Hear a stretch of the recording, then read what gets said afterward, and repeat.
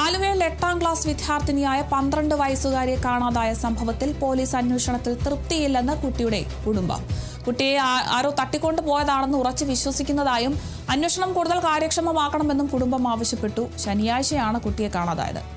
വിവരങ്ങളുമായി രാജേഷ് ശ്രീനിവാസൻ ചേരുന്നുണ്ട്. രാജേഷ്, എന്തായാലും കുട്ടിയുടെ കുടുംബം ഈ ഒരു അന്വേഷണത്തിൽ തൃപ്തിയില്ല എന്നാണ് പറയുന്നത്. ആരോ തട്ടിക്കൊണ്ടുപോയി എന്നതിലാണ് ഇപ്പോൾ കുടുംബം ഉറച്ചു വിശ്വസിക്കുന്നത്. വിവരങ്ങൾ എങ്ങനെയാണ്? അരുണിമ, കഴിഞ്ഞ ശനിയാഴ്ച രാത്രി 8:30 ഈ ആലുവയിലെ ഈ 12 വയസ്സുകാരിയെ കാണാതാകുന്നത്. കൂട്ടുകാരിൽ നിന്ന് പുസ്തകം വാങ്ങാനെന്ന് പറഞ്ഞ് വീട്ടിൽ നിന്ന് പുറത്തിറങ്ങിയ കുട്ടി പിന്നീട് വീട്ടിലേക്ക് തിരിച്ചെത്തിയിരുന്നില്ല. പിന്നീടാണ് ഈ കുടുംബം ആലുവ വെസ്റ്റ് പോലീസിൽ പരാതി നൽകിയത്. ഈ കുട്ടിയെ കാണാതാകുമ്പോൾ കുട്ടിയുടെ അമ്മയുടെ മൊബൈൽ ഫോൺ ഈ കുട്ടിയുടെ കൈവശം ഉണ്ടായിരുന്നു. തുടർന്ന് നടത്തിയ അന്വേഷണത്തിൽ ഫോൺ ആദ്യം സ്വിച്ച് ഓഫ് ആയിരുന്നെങ്കിലും പിന്നീട് ഇടയ്ക്കിടെ ഓൺ ആകുന്ന സാഹചര്യമായിരുന്നു. ഫോൺ ലൊക്കേഷൻ കേന്ദ്രീകരിച്ചാണ് നിലവിൽ ഇപ്പോൾ അന്വേഷണം പുരോഗമിക്കുന്നത്. ആദ്യഘട്ടത്തിൽ കാസർഗോഡും തുടർന്ന് മംഗളൂരു പിന്നീട് മുംബൈ എന്നീ സ്ഥലങ്ങളിലാണ് ഈ ഫോണിന്റെ സിഗ്നൽ ലഭിച്ചത്. തുടർന്നാണ് പോലീസ് അന്വേഷണം കേരളത്തിന്റെ പുറത്തേക്ക് വ്യാപിക്കുന്നത്.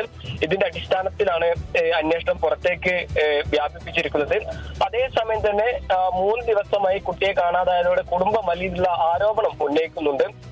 പോലീസ് കാര്യക്ഷമമായി അന്വേഷണം നടത്തുന്നില്ല. ഈ കുട്ടിയെ ആരോ തട്ടിക്കൊണ്ടുപോയതാണ്. അതുപോലെ തന്നെ ഈ കുടുംബം പറയുന്നത് പോലീസ് കുട്ടിയുടെ അടുത്തെത്തി എന്ന് പറയുന്നതല്ലാതെ വ്യക്തമായ വിവരങ്ങളൊന്നും കുടുംബത്തിന് നൽകുന്നില്ല എന്നതാണ് കുടുംബം ആരോപിക്കുന്ന പ്രധാനപ്പെട്ട ഒരു കാര്യം.